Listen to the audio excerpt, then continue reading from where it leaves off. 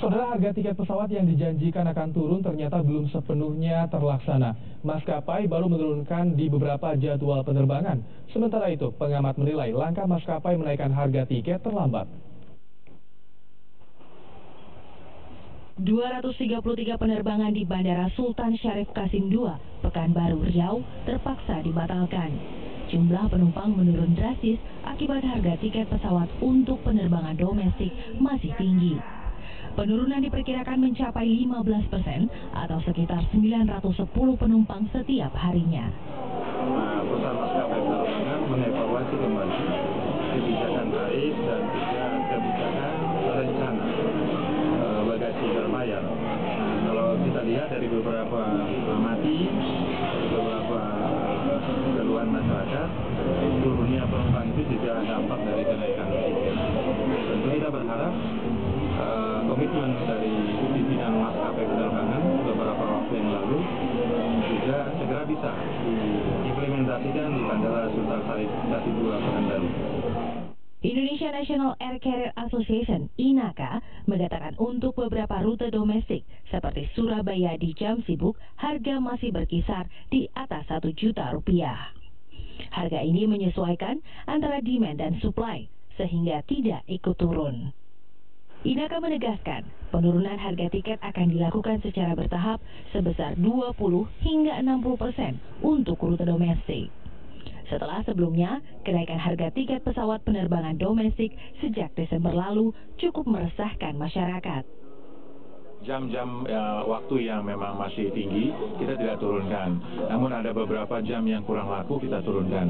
Dan kita komit di maskapai internasional, nasional, kita turun 20-60. Jadi untuk Garuda sendiri sudah turun dari 1,6 ke 1,3. Jadi yang mungkin kalau mau berangkat siang itu sudah turun 1,3. Tapi kalau pagi itu mungkin masih 1,6, sore masih 1,6.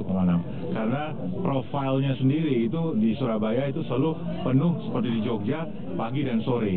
Itu Garuda. Tapi kalau yang lain itu sudah pasti, saya lihat ada yang 500.000 juga.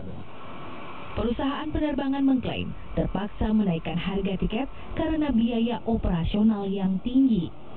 Di antaranya, komposisi aftur yang mencapai 40%, kemudian leasing pesawat 20%, bahkan memakai dolar, dan biaya fasilitas terminal sebesar 2-10%. Penurunan harga tiket pesawat akan mungkin jika harga aftur juga turun. Pengamat kebijakan publik Agus Pambagio menilai, langkah maskapai menaikkan harga tiket terlambat. Seharusnya dilakukan secara bertahap sehingga publik tak kaget. Tidak ada pelanggaran peraturan pemerintah karena masih di atas, di bawah batas atas, di atas batas bawah. Yang menjadi persoalan memang ini airline telat bangunnya. Kemarin itu kan memang bisa-bisa ketika US dollar jatuh dan harga aftur naik, ICP-nya naik dan sebagainya, tenang-tenang saja, harusnya sudah mulai naik sedikit-sedikit. Nah pada saatnya sekarang ya sudah nggak tahan lagi begitu ya, apalagi sekarang kalau kita terbang ke mana, ke Jogja, ke Semarang itu holdingnya cukup lama di atas dan itu fuelnya juga banyak sekali. INACA hingga kini belum mendapatkan kepastian dari Pertamina kapan harga bahan bakar pesawat akan turun. Rencananya, INACA akan menggelar pertemuan dengan Pertamina yang difasilitasi Kementerian Perhubungan agar harga tiket bisa normal kembali dan tidak memberatkan penumpang. Tim Liputan Kompas TV.